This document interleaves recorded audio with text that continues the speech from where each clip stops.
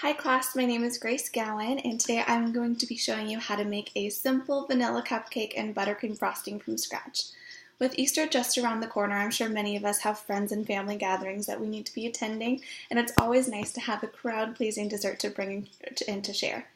So, today we're going to get started with just the cupcake at first, and we need to preheat our ovens to 350 degrees. Alright, so the first step I've done off camera already because it takes about 4 to 5 minutes of blending sugar and butter into this nice smooth cream. And then next I'm going to start on mixing our dry ingredients together in a separate bowl that I have here. So we're going to take a cup and a half of flour and just pour that right into here. We're going to take 2 teaspoons of baking powder. We'll dump that in. And then we're going to get that nice and whisked together properly. And then once you have those dry ingredients mixed together, fairly even, not too much, we're going to move on to our next step. So the next thing that we're going to be adding is eggs. We got 3 eggs and we're going to add it to the buttercream mixture. It's always a good idea to have all of your ingredients out resting to room temperature first. It helps everything mix a little bit more even and can help benefit you when you have the texture of your cake.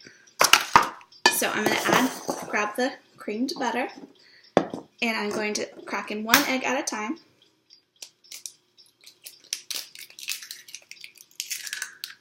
And then I'm going to slowly fold it in each one, just making it nice and smooth before adding the next egg. Alright. So once you get that mixed, you can go ahead and add eggs 2, mix it again.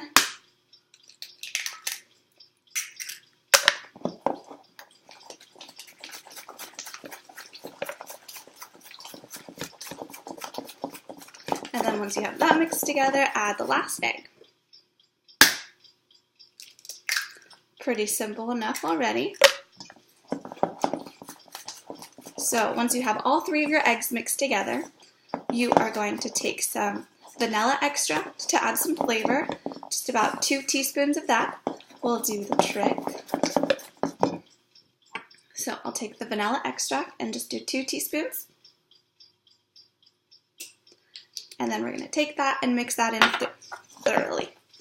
The trick is to not overmix anything, so you want to mix it until it's just combined. If you start to overmix it, it's going to make your cupcakes a little bit more dense and flaky.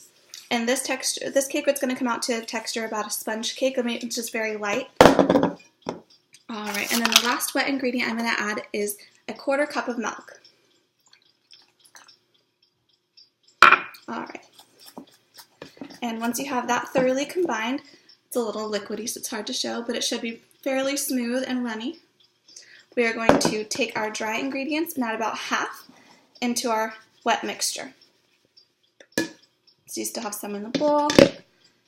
You want to just get that evenly mixed in.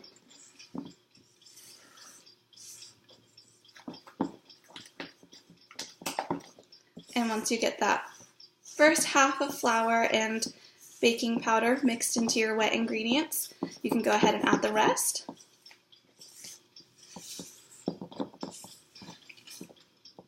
I personally love this recipe because it comes out to a perfect texture. It's very light and it's very easy to please the crowd.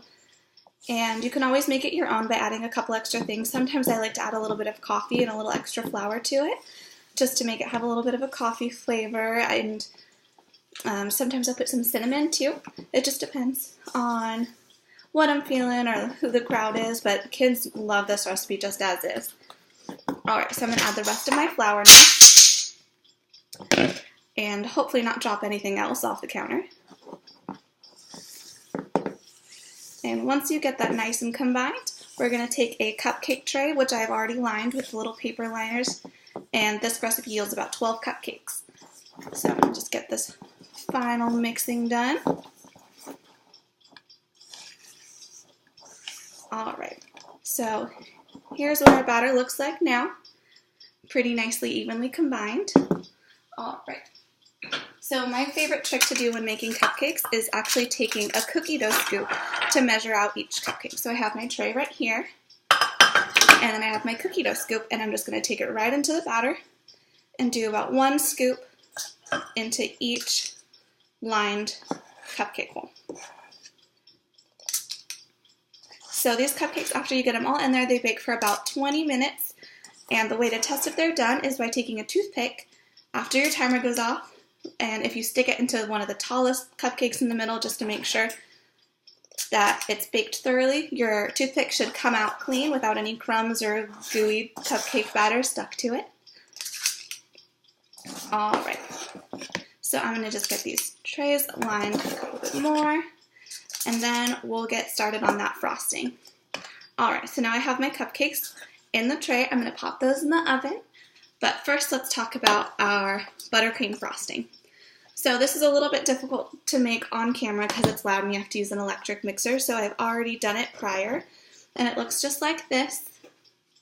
So we've got just a plain white buttercream, but I figured we could make it a little bit more festive for Easter. So I'm going to take this pink food coloring and then a little bit of blue, just to mix it together to make a nice little purple color. And to make the buttercream frosting, it's super simple. All you have to do is do 1 stick of butter softened and about 5 cups of powdered sugar. And this should be enough to cover all your cupcakes and have a little bit extra for, just eating. It's delicious. So I'm going to get this all mixed together